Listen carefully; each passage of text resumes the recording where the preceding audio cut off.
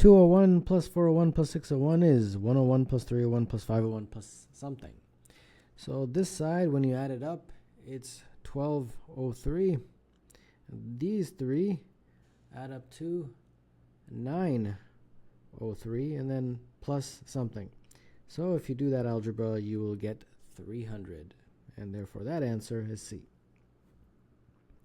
My father got upset when he saw my test grade. My grade was a product of 2 consecutive integers. My test grade could have been. Well, the number 56 is equal to 7 times 8, which is 2 consecutive integers, the product of 2 consecutive integers. So therefore the answer here is D. Of the following, which is the greatest? Okay, well, what I like to do is arrange them sort of on top of each other. Let's add another 0, because they're all going to be, we want them all to sort of look the same.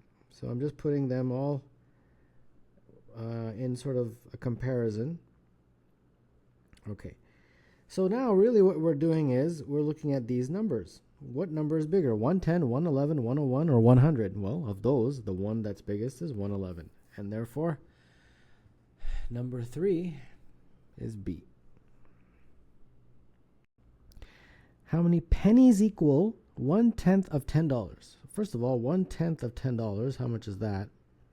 1/10 of $10 is $1. So how many pennies are there in $1? Well, everybody knows the answer. That's 100 pennies. So number 4 is C. On the average, it rains 125 days each year in New York City. To the nearest 1%, it rains %% of the days in New York City. So 125 out of 365, because they're looking at it annually, right?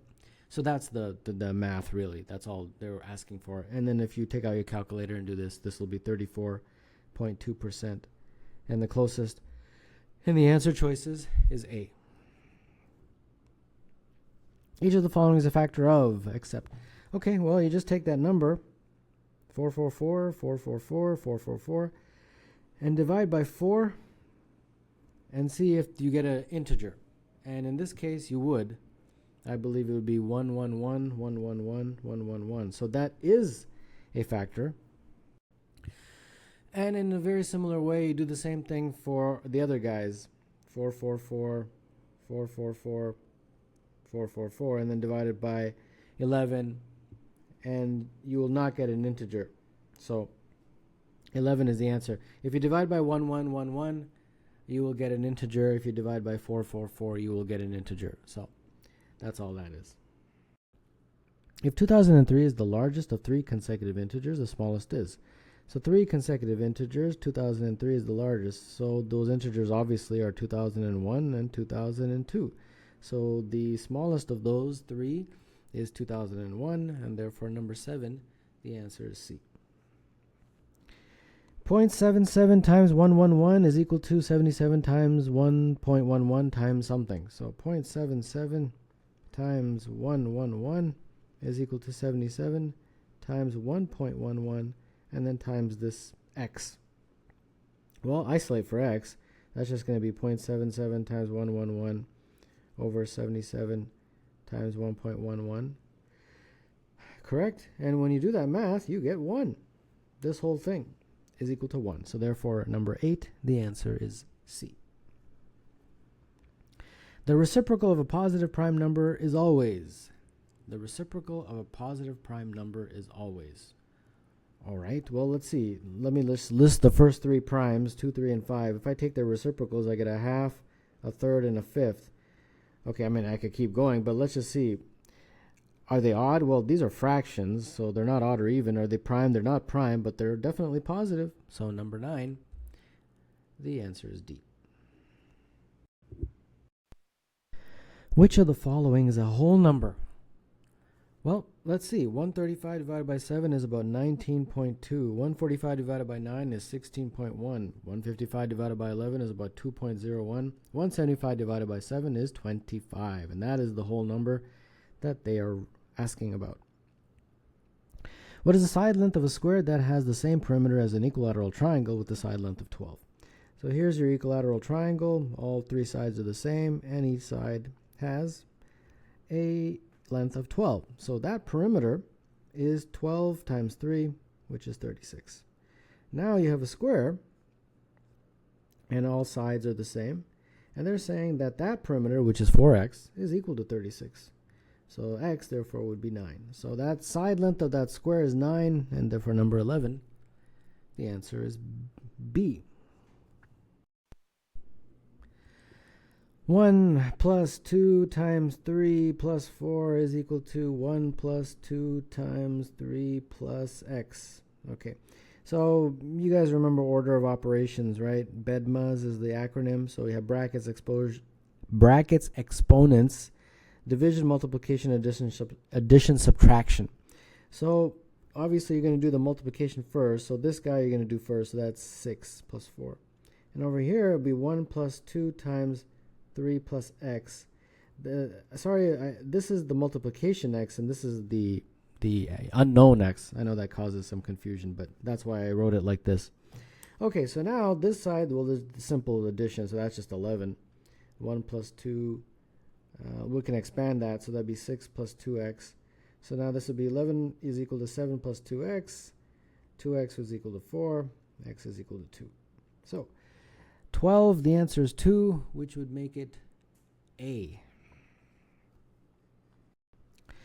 Gumballs cost 1 cent each, and gumdrops cost 2 cents each. How much more will it cost to buy 100 gumdrops than 50 gumballs? 100 gumdrops looks like 100 times 2 cents, so that's 200 cents.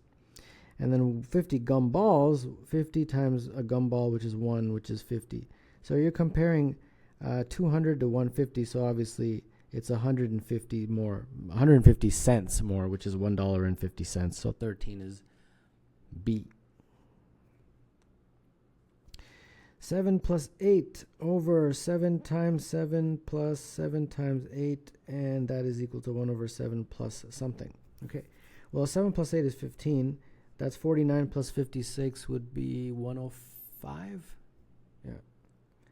Okay, 1 over 7 plus x. Well, 15 over 105 is 1 over 7. So that means x is 0. Okay, and therefore 14 is A. 16 times 25 times 36 is equal to something squared. 16 times 25 times 36 is equal to something squared. Well, this whole thing is 14,400. So then take the square root of both sides, and that would be 4 times 5 times 6, I believe. I could have just done it up here, but that's okay. 120 is the answer. So that would mean D is the choice for 15. What is the average measure of the angles in an acute triangle? All right, well, let's just draw an acute triangle. Acute triangle basically means that the angles are all less than 90. So if the angles are A, B, and C, the average would be A plus B plus C divided by 3. Now, the A plus B plus C, that's always 180, regardless of what type of triangle it is. And therefore, 180 divided by 3 is 60. So 16 is C. How many digits are there in the product of that? So 99999 times 99999, and then just multiply it, I guess, in your calculator, and you'll get 9999800,001, and that is 10 digits. So 10, and therefore that's B. 9 times 9 plus 9 divided by 9 minus 9. Okay, so 9 times 9 plus 9 divided by 9 minus 9. Okay, 9 times 9 is 81. 9 divided by 9 is 1 minus 9. So we have 82 minus 9, and that's 73. So 18 is A. Blank is twice as many days after Sunday as it is before Tuesday. Blank is twice as many days after Sunday as it is before Tuesday. So let me just make a Sunday, Monday, Tuesday, Wednesday, Thursday, Friday, Saturday, Sunday, Monday, Tuesday, Wednesday, Thursday, Friday, Saturday. Okay, let's see here. So we want something that is twice as many days after Sunday than it is before Tuesday. Okay. So, let me label this 1, 2, 3, 4, 5, 6, 7, 8, 9, 10, 11, 12, 13, 14. So the algebra basically would mean there's Tuesday and there's Sunday. They're saying that day, since Tuesday is represented by a 10, if you take that day, I don't know what that day is, so I'll just call it X. That is twice that is equal to the Sunday compared to the X. Yeah, that's the algebra. Let me just double check that in my mind. Yeah, I think that's the algebra, I'm pretty sure. Okay, so let's solve for this. So 20 minus 2x would be x minus 1. So that means 3x is 21, so therefore x is 7. So 7 is represented by the Saturday. So Saturday is the answer. And let me double check. So Saturday is 1, 2, 3, 4, 5, 6 days. And if you compare the Saturday to the Tuesday, it's 1, 2, 3. Yeah. So 3 days is, if you double that, you get 6 days. Okay. So it took a little bit of time for me to figure that one out. All right, so 19, the answer is Saturday, which is D. 0.2% of 2% of 20. So 0.2% is 0.2 divided by 100. And then 2% is 2 divided by 100. And then of 20. So you just have to do this in your calculator. And then when you do, you get 0.0008, and therefore that is 0.0008. I gotta be careful here which one I choose. And that is A, because they all look very similar, right? If the product of two numbers is positive, then their sum cannot be. Product of two numbers is positive. So, okay. I guess if you have two numbers and if you multiply them together, it's positive. Their sum cannot be. Well, let's see if we have examples. If you have 7 and 3, those are two positive numbers. Their product is 21. Their sum would be 7 plus 3, which is 10, which is positive. So it can be positive, so A is gone.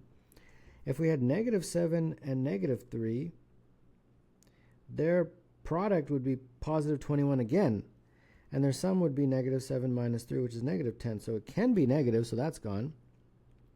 How about 0? Could it be a fraction? Their sum cannot be a fraction. It just says two numbers. It doesn't say integers.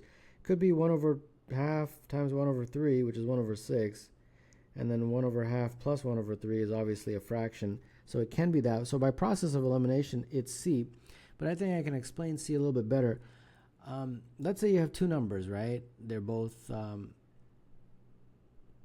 let's say they are, if their sum is 0, A plus B is 0, then that means A is equal to -B. And then their product, A times B, would be the equivalent of -B times B, which is -B squared. So their product would not be positive. I'm kind of looking at it in a reverse way. If their sum was 0, one would be the negative of the other, and therefore their product would be negative. It would not be positive. So in all ways, we have figured out that the answer is definitely C to this question. What is the remainder when 3 to the power of 9 is divided by 9 to the power of 3? So 3 to the power of 9 divided by 9 to the power of 3. Okay. So we have to figure out the remainder, all right? Now, 9 to the power of 3, I can put as 3 to the power of 2 to the power of 3, right? It's easier to look at it that way. So 3 to the power of 9, then we have 3 to the power of 6. Well, that divides evenly, well, in the sense that there's no remainder, it just becomes 3 to the power of 3. So the remainder is 0. And none of these answer choices are 0, but we have to figure out which one of the answer choices is equivalent to 0. That's the key, I guess. And that's A. 3 minus 3 is 0. So I don't know why they do that and just put 0, but I guess they want to make you think a little bit. The number 33 uses 2 non-zero digits. Altogether, the 50 whole numbers from 1 through 50 use how many non-zero digits? Okay. Well, the numbers from 1 to 9, those use 1 non-zero digit each. So that's 9. And then the numbers 10 to 50, each of them has 2 digits, and there's 41 of them. So 41 times 2 is 82. So the total would be 91. But here's the thing. They want non-zero digits. So some of these have zeros in them. So the 10, the 20, the 30, the 40, and the 50. Those have zeros. So we got to remove those zeros. So there's 5 of those zeros. So we got to remove those 5 from that 91 grand total. And when you do, you get 86. So 86 is the answer. 23 is B. 3 out of 4 are into hot soup. Then how many out of 700 are into hot soup? So 3 out of 4 is equivalent to x over 700. That's the math. Cross multiply. 3 times 700 is equal to 4x. So x would be 2100 divided by 4. And that means x is 525. And therefore, number 24, the answer is C. Reversing the digits of something decreases its value by close to 50%. Well, let's figure this out. 2, 9, and 1, when you reverse the digits, it is 1992. Okay, that's not 50%. Let's keep going. 3002, when you reverse the digits, 2003. Okay, that's not 50%. 4008, when you reverse the digits, it becomes 8004. But we have to decrease when we go from there to there. So that actually doubles it almost, or whatever. How about 6003? That one becomes 3006, and that looks like it's about half. So of all the ones, 25, the answer is D. Which of the following numbers is less than a quarter? Okay, let's figure out what each of these are. This is a half. This is 1. This is 1 over 16. And this is 4. Right? Well, of those, which one is less than a quarter? The only one that's less than a quarter is C. If A symbol B is A times B plus B squared, what is the value of 8 symbol 6? So using that, it would be 8 times 6 plus 6 squared.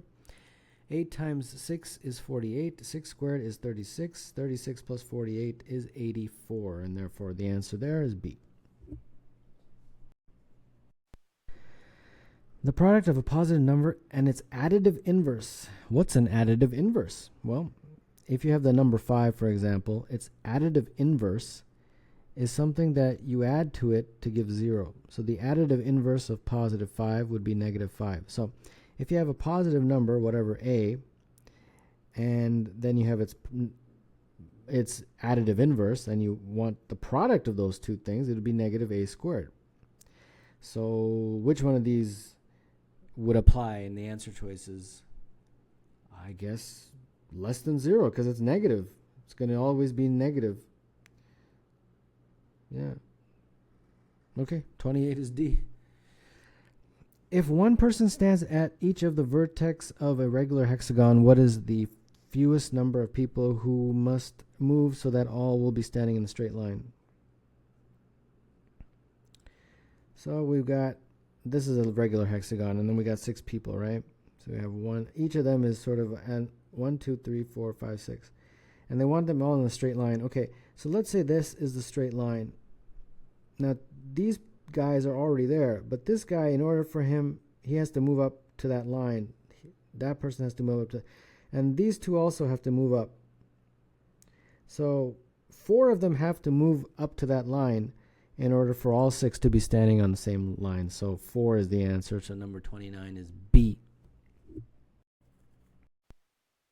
How many of the first 1,000 positive integers are multiples of all 4 of the numbers 2, 3, 4, 5? Okay, so a number, if it's a multiple of all of those 4 numbers, it would be a multiple of the product, which is 120. But this question's a little tricky because 4 is 2 to the power 2 times 2. So if all you really need is something to be a multiple of 3 times 4 times 5, because this has 2 in it. So 60 is really the number that would have all 4 of those 2, 3, 4, 5 included. 60 is a multiple of 2, 3, 4, and 5. So then the first 1,000 numbers, how many of them are multiples of 60? Well, just take 1,000 divided by 60, and that's approximately 16, I believe. So that would be C as the answer. If the sum of two integers is 20, their product could equal any of the following except. All right, let's see what cases we have. A, well, if you have minus 25 and, or actually not minus 25, positive 25 and negative 5, their sum would be 20, but their product would be 125. So that one is true. So we want the exception. Minus 21, 21, minus 21, let me think about this.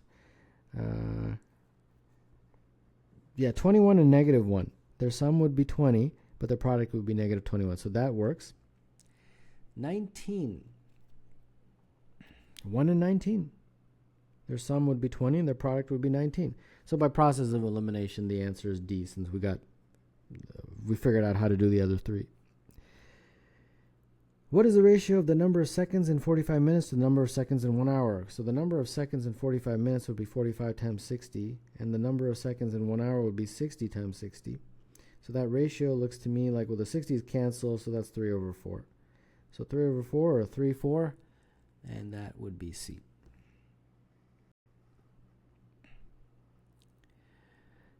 Blank of 50 equals 50% plus 50%. Okay, 50% plus 50%. 50% is basically a half, and then we have a half. So then something of 50.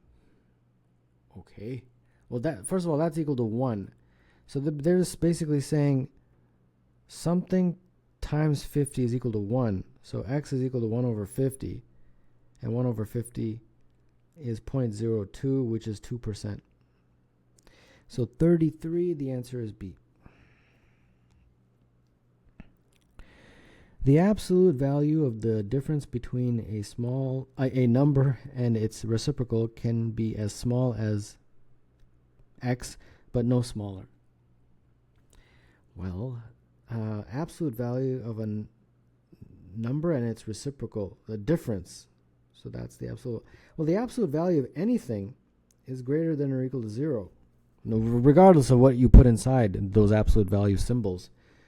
So it could be no smaller than 0. You don't even have to sort of experiment with what's inside. Just look at the definition of absolute value. So A is the answer. If 40% of the number of people shipwrecked on my island equals 50% of the number of shipwrecked on yours, then the number of people shipwrecked on my island is how many is x of the number of shipwrecked on yours. Okay, so 40% of, so we're going to have to put 0.040 of x is equal to 0.50 of y. Okay, so then if you do this cross multiplication or whatever, you get x is equal to 1.25y. So that means 1.25 is 125%. So that would be D if you're doing a comparison of x to y. On a math test, 12 8th graders averaged 80, while 20 7th graders averaged 70. For all 32 students, the average was 36. Okay, so we got 12 of them scored 80, and then 20 of them scored 70. And then we're going to divide by 32, right? So that's the math. So that's going to be 960 plus 1400 divided by 32, and that will be 73.75, and that looks like exactly choice B. So we have this, the square root, all to the 4. Okay, convert it to fractions, it will be easier. The square root is a half. And then if you take the square root of that, again a half, and then the whole thing to the 4th. So then the exponent laws, this would basically be 4 times a half times a half. And that looks like 4 over 4, which is just 1. So x to the power of 1, or just x, which is b. In a rectangle with area 72 and perimeter 34, the length of the longer side exceeds that of the shorter side by. We got a rectangle, let's say. Area, okay, so we have A and B. So the area is 72, so A times B is 72, and the perimeter is 34, so 2A plus 2B, so because this is A and this is B, that's 34. So that means A plus B is 17. So then we got to figure this out. Two numbers that multiply to give 72, but add to give 17. And with a little bit of thought, those two numbers are 9 and 8, I believe, right? Because they would add to give 17, and when you multiply them, they would give 72. So the A is the 9 and the B is the 8, and therefore the longer side is 1 greater than the shorter side. So 1 is the answer. So A for number 38. 3 small congruent circles surrounded by a large circle have their centers on the diameter of the large circle, as shown. If the area of the shaded region is 24 pi, what is the area of one smaller circle? So let me draw this a little bit bigger. Here's the diameter, and we got 3 circles, right? So here's the first one, here's the second one, and here's the third one. Okay. So this is radius, radius, radius, radius, radius, radius, right? Like that. So the shaded region, whatever you want to call it, looks to me that the full area, which is pi r squared, but the radius of the entire big circle would be 3r. So it would be 3r all squared. And then minus 3 of those small circles, so and each small circle is pi r squared. So that would be the math. So then the shaded region they're saying is 24 pi. And this would be 9 pi r squared, and this is 3 pi r squared.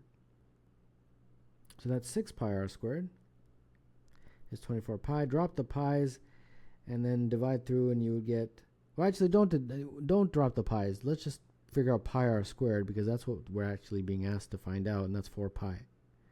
Yeah, because we're asked to find the area of one small circle, and one small circle would be represented by pi r squared. So therefore that would be 4 pi, and number 39 is C. And the last one, 1 over 2 plus 1 over 2 squared plus 1 over 2 to the power 3 all the way to 1 over 2 to the power 50 is this big long expression plus this question mark. Okay, so what they're doing is they're just getting a common denominator. So the common denominator is obviously 2 to the power of 50. Now, if you look at that, to get that, you would have to have multiplied top and bottom by 2 to the power of 49. So 2 to the power of 49 goes up there. And then with this expression, you would have had to have multiplied top and bottom by 2 to the power of 48. So that's why 2 to the power of 48, and so on, 2 to the power of 47.